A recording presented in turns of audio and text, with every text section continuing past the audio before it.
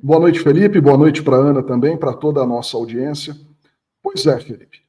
Se o Brasil, de fato, quer que o mundo saiba que a lei brasileira não é uma letra morta, depois dessa liberação hoje do teor dos 27 depoimentos, né, dados à Polícia Federal aí no âmbito da Operação Tempus Veritatis, depois disso é necessário se decretar a prisão do ex-presidente Jair Bolsonaro. Quando a gente analisa quem disse o quê, percebe que, assim, não há nenhum tipo de dúvida de que Jair Bolsonaro tentou dar um golpe de Estado no Brasil. Quem, à época, comandava o Exército Brasileiro, por exemplo, o general Marco Antônio Freire Gomes, ele admite que foi chamado, né, para participar dessa ruptura institucional, que se negou a participar, que alertou o então presidente de que ele seria preso se tentasse fazer isso, e ainda por cima confirma que aquela minuta, né, tanto ele como o brigadeiro, comandante da Força Aérea à época também, o Carlos Batista Júnior, eles confirmam que a minuta apresentada por Anderson Gomes era a mesma minuta apresentada na reunião do Jair Bolsonaro com os comandantes das Forças Armadas. Ou seja, é transparente e cristalino que Jair Bolsonaro tentou dar um golpe de Estado. Já cresce nas redes sociais também, e ouvindo alguns juristas agora à tarde, já à noite aqui na Europa, né, eu estou em Lisboa, já cresce bastante um movimento, né, e algumas opiniões embasadas aí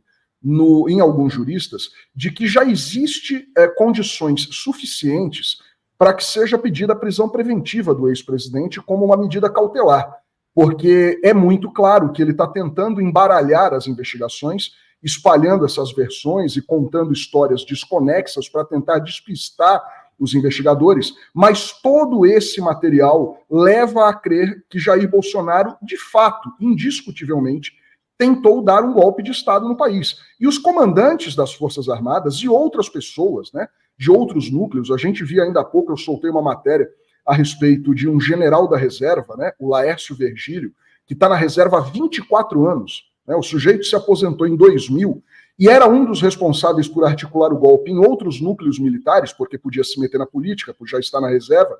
Esse sujeito confirmou à Polícia Federal o plano de prender o ministro Alexandre de Moraes.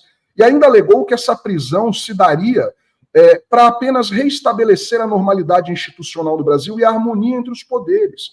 E aí alega, né, cita lá o jurista Ives Gandra, aquela interpretação burlesca e tosca, esdrúxula do artigo 142 da Constituição, que supostamente colocaria as Forças Armadas num papel de moderador, o que não existe no ordenamento jurídico brasileiro.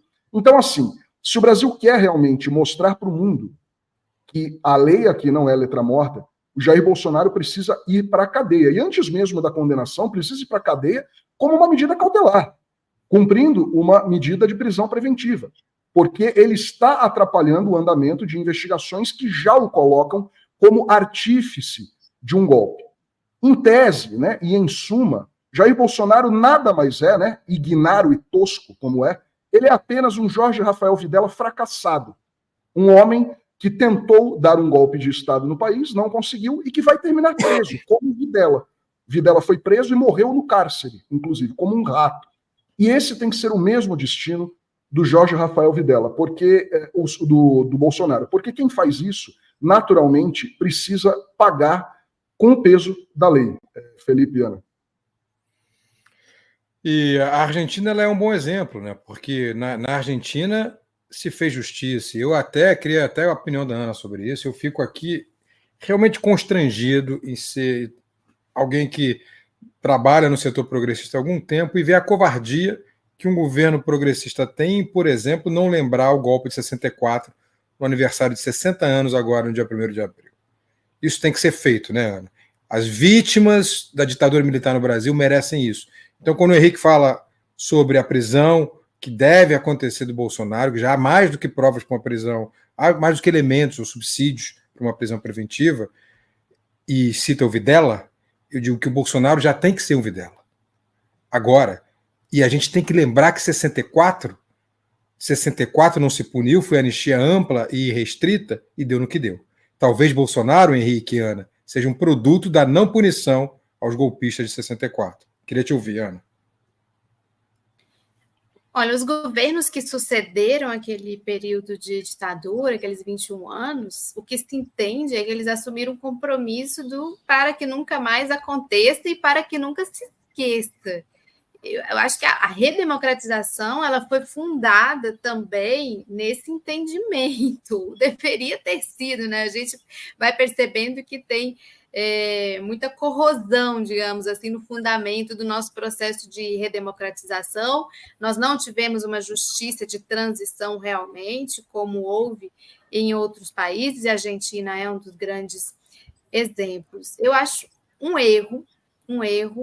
E eu estava pensando isso hoje, eu nem sabia que você ia me perguntar isso, Felipe, mas eu estava pensando isso hoje ao longo do dia, ouvindo as notícias, acompanhando sobre esses depoimentos e o que vai sendo apurado. Eu fiquei pensando comigo assim, aí sim é que tem que se lembrar dos 60 anos de 64. Mais um motivo para que haja uma memória e que se busque atender a um direito das famílias, né? Um direito das famílias de buscarem os seus mortos, seus desaparecidos, famílias que nunca houve notícias de onde estão essas pessoas. E também porque, para o nosso tecido social, para o fortalecimento da nossa democracia, é preciso estar muito transparente, é preciso estar muito bem fundamentado, que não se pode admitir esse tipo de postura autoritária por parte dos militares, que 60 anos depois está comprovado que continua. Aplaudo de pé isso, Ana. Exatamente o que eu penso, exatamente por isso eu te passei essa pergunta. Eu sabia que você ia fazer esse tipo de comentário, você, neta de Luiz Carlos Prestes, sabe melhor do que ninguém o que é uma perseguição política, o que é uma ditadura. E mais do que isso, meus queridos, olha o que a gente está falando aqui, eu, você, Henrique, Ivan, nós estamos falando de militares que 60 anos depois tentaram dar um golpe. Alguns foram legalistas, não deram o golpe, a gente está mostrando os depoimentos deles, mas outros se envolveram no golpe. Daqui a pouco eu vou mostrar o depoimento do general Teófilo. Este sim daria o golpe com Bolsonaro. Ou o almirante Garnier, que tinha topado dar o golpe. Então, 15 de março, faltando 15 dias para os 60 anos do golpe de 64, a gente está aqui falando de um golpe que quase aconteceu. Então, mais do que nunca, a gente tem que sim lembrar do golpe de 64, lembrar desses 60 anos, e um governo progressista como o governo Lula tem a obrigação de colocar isso na pauta do dia. Enfim, dado esse recado, meus queridos e minhas queridas, eu vou passar para um outro assunto, e queria o comentário do Henrique e da Ana, que é análogo a esse. Sabe por quê, Henrique? Porque o Bolsonaro já está tramando a própria anistia. Qual é o raciocínio dele? Ele acha que daqui a 2 anos, quando serão 2 vagas no Senado por Estado que estarão em jogo, ele vai conseguir uma maioria conservadora no Senado. E ele conseguiria, a partir disso, uma anistia. Porque na Câmara ele já tem um número suficiente, tendo no Senado ele conseguiria uma anistia para os seus crimes. Essa notícia foi dada hoje pela Andréa Sadi. Pode colocar aí a imagem número 4, Gui, se você tiver aí, que é a Andréa Sadi dando essa notícia, de que ele usar, inclusive, como moeda de troca. Se estiver no ponto, pode colocar, Gui, senão a gente vai continuar falando aqui. É a imagem número 4, Guilherme. Segundo a colunista Andréa Sadi, tá... não, essa 3, a próxima, aí. A próxima. Aí, Bolsonaro e aliados condicionam apoio nas sucessões da Câmara e do Senado à anistia em caso de condenação. Os ex-presidentes e os apoiadores avaliam que proposta passaria na Câmara, mas poderia enfrentar resistência no Senado enquanto Rodrigo Pacheco for presidente. Por isso, apostam em negociar projeto após 2026, quando Davi Alcolumbre, pré-candidato ao comando da casa, pode buscar apoio para uma eventual reeleição. Então, qual é o cálculo deles? 26, 2 vagas em jogo, eles conseguem aí uma maioria. O Davi Alcolumbre vai tentar a reeleição, porque ele pode, porque é de um ano para o outro, ele pode tentar a reeleição, não pode, é no meio do mandato, como está agora, por isso o Pacheco vai sair, e aí eles fariam pressão para votar no Alcolumbre e conseguiriam a anistia.